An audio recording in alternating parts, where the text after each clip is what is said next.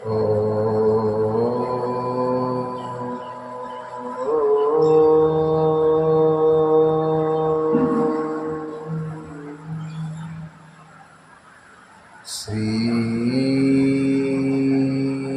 गणेशाय नमः। ओम श्री रामाभ्याय नमः। ओम श्री हरिनारायणाभ्याय नमः। ओम श्री महेश्वराभ्याय नमः। ओम श्री हनुमतभ्याय नमः।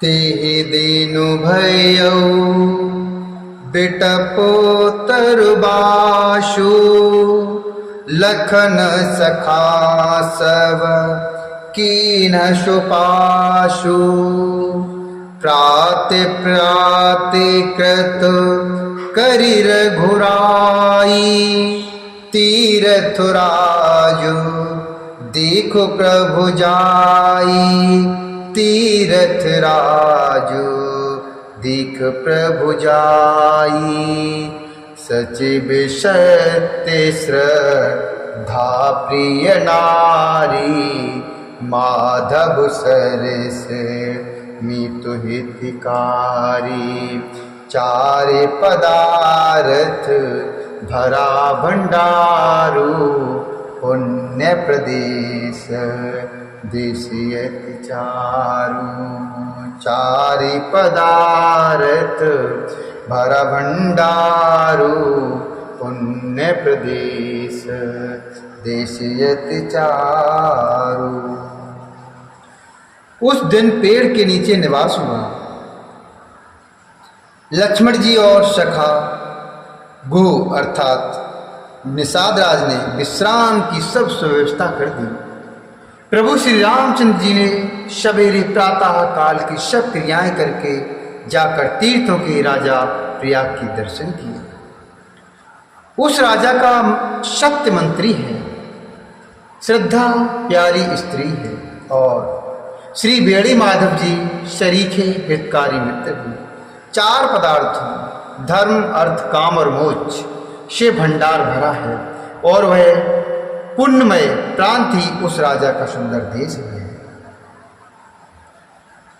क्षेत्रो अगमो गढ़ो गाड़ी सुहावा सपने उनई प्रति पश्चिन पावा सेन सकलती रथ बरुबीरा कलशु अनेक दलन रन धीरा संगम सिंहा शनुषुठि शोहा छत्रु अखय बटु मुनि मनु मोहा चवर जमुने अरु गंगी तरंगा देखे हो हे दुख तारे दुभंगा देख हो हे दुख दारे दुभंगा।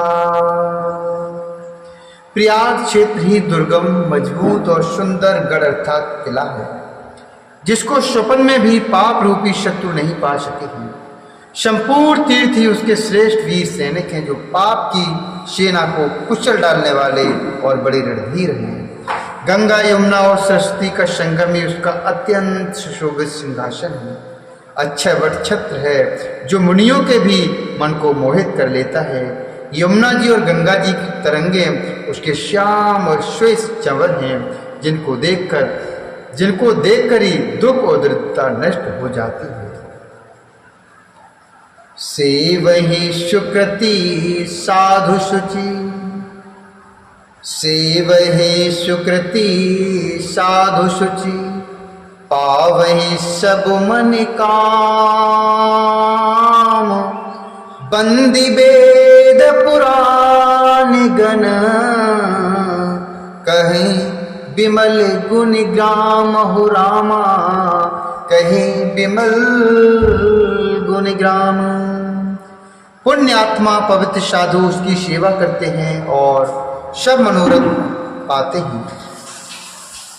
वेद और पुराणों के समूह भाट हैं जो उसके निर्मल गुणों का बखान करते हैं। को कहे सकई पियाग प्रभाऊ, कलुष पुंज कुंजर मृग राऊ। अस तीरथि पति देख सुहावा, सुख सागर रघुवर सुख पावा। कैसी अलख नहीं सके सुनाई, श्रीमुख तीरथ राज बढ़ाई।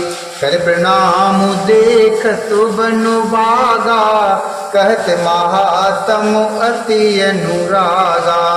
कर प्रणाम देखत बनु भागा, कहत महात्म अति अनुरागा। पापों के समूह रूपी हाथी के मारने के लिए सिंह रूप प्रयागराज का प्रभाव महक तो महात्मा कौन कह सकता है। ऐसे सुहावने तीर्थराज का दर्शन कर सुख के समुद्र श्री रघुकुल श्रेष्ठ श्री राम जी ने भी सुख पाया। उन्होंने अपने श्रीमुख से सीता जी, लक्ष्मण जी और सखा निषाद राज को तीर्थराज की महिमा कहकर सुनाई। तदंतर प्रणाम करके वन और बगीचों को देखते हुए और बड़े प्रेम से महात्मा कहते हुए, ए मोदे ए विधि आये बेलो की बेनी, सुमिरत सकल सुमंगल देनी। मुदित नाय कीन शिव सेवा, पूज जथा विद तीर्थ देवा। तब प्रभु भरद्वाज पै आए, करति दंडवति मुनि उरलाए। मुनि मन मोदिन कछु कह जाई, मुनि मन मोदिन कछु कह जाई। ब्रह्मानंद राशि जनु पाई, ब्रह्मानंद राशि जनु पाई। इस प्रकार श्री राम ने आकर त्रिवेणी का दर्शन किया, जो स्मरण करने से ही सब सुंदर मंगलों को देने वाली है।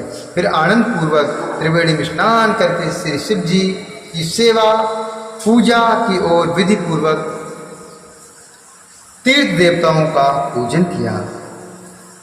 स्नान पूजन आदि सब करके तब प्रभु श्री रामचंद्र जी भरद्वाज जी के पास आए। उन्हें दंडवत करते हुए ही मुनि ने हृदय से लगा लिया, अर्थात उन्हें दंडवत करते हुए ही मुनि ने अपने हृदय से उनको लगा लिया। मुनि के मन का आनंद कुछ कहा नहीं जा सकता, मानो उन्हें ब्रह्मानंद की रास मिल गई हो। दीन आशीष मुनि से उरो, अति आनंद असी जानी। लोचन गोचरे सुकृति फल, मनहु किए विधियानी, मनहु किए विधियानी। मुनीश्वर भरद्वाज जी ने आशीर्वाद दिया। उनके हृदय में ऐसा जानकर अत्यंत आनंद हुआ कि आज विधाता ने श्री सीता जी और लक्ष्मण जी सहित प्रभु श्री रामचंद्र जी के दर्शन कराकर मानो हमारे संपूर्ण पुण्यों के फल को लाकर आंखों के सामने कर दिया। कुशल प्रसन्न कर आसन